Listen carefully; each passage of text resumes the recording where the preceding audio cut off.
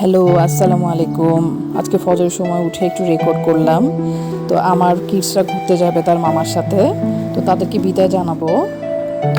চলুন আজকে জীবনের একটু ডিফারেন্ট অ্যাঙ্গেল নিয়ে কথা বলি। কিভাবে হালাল টাকায় বিলাসিতা করা যায়। যাদের অগণিত বেহিসাবি টাকা, আজকের ব্লগটা আসলে তাদের জন্য না। প্রতিটি হালাল টাকার পিছনে কিন্তু থাকে অনেক পরিশ্রম আর অনেক হিসাব।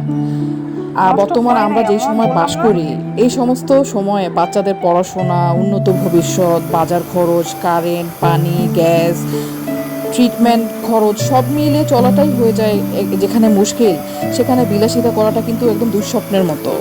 আমি আমার নিজের জীবনের এক্সপেরিয়েন্স থেকে কিছু টেকনিক বলতে পারি আপনাদেরকে, যার মাধ্যমে আপনারা কিন্তু লিমিটেড হালাল টাকাতেও চাইলে মনের চাওয়াগুলো পূরণ করতে পারবেন।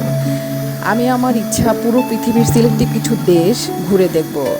তো আমি আমার ফ্যামিলিকে নিয়ে ঘুরে বেড়াবো। এটা আমার 5% ফ্যামিলি মেম্বারের জন্য এটা খুব ইজি কিছু ব্যাপার ছিল না, অনেক খরচাতো ব্যাপার। সোজা কথা বলতে গেলে একটা বিলাসিতাই ছিল। বাট আমি তো হাল ছাড়ার পাত্রী নই। যতটুকু অর্থ আমার আছে তা দিয়ে আমি ঘুরতে চাই। তো আমি একটি বিশেষ প্ল্যান করলাম। একটা কান্ট্রি ঠিক করি, তার আগে 1 ইয়ার টাইম নেই।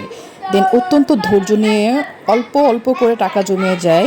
সঙ্গে আমার প্রতিদিনের সেই দুরুদ আমলটা করে যাই, যেটা কিনা অসম্ভব চাওয়া পূরণ হয়। সেই আমল করে আমি বিনীতভাবে আল্লাহ পাকের কাছে নিয়মিত চাইতে থাকি। তো এইভাবেই কিন্তু আমি হজ, ওমরা, কলকাতা, কাশ্মীর, মালয়েশিয়া, থাইল্যান্ড এসব জায়গায় ঘুরেছি। আর নেক্সট মান্থেও দেশের বাইরে যাচ্ছি ইনশাল্লাহ। আমি বলবো একটা লং আর স্টেডি প্ল্যান থাকলে জীবনে অসম্ভবকেও জয় করা যায়। তো আজকের জন্য এতটুকুই। আল্লাহ হাফেজ।